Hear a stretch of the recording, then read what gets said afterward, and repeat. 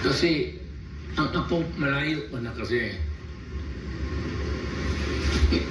Ako, ang problema ko, anak ko lang. Hindi ko na problemahin yung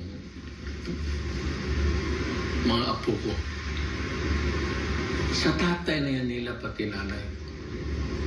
Yung problema nila, yung tatay na natin. Kaya gusto mo ang apo kasi wala kang problema. Wala ka namang problema sa tuition, wala ka namang problema sa ano. Basta pupunta niya ang lolo. Sige, dito na. Wala kang ano sa apo kasi malayo pa na eh. Okay, mayroong iba, Chinese, gusto nila isang compound lang.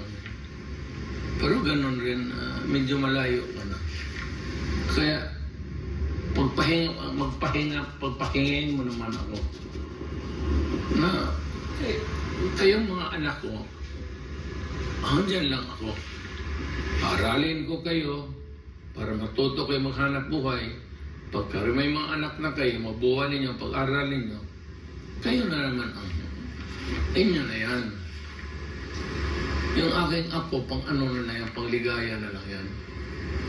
Hindi na yan pang problema. Kayo yung mga anak ko yung problema.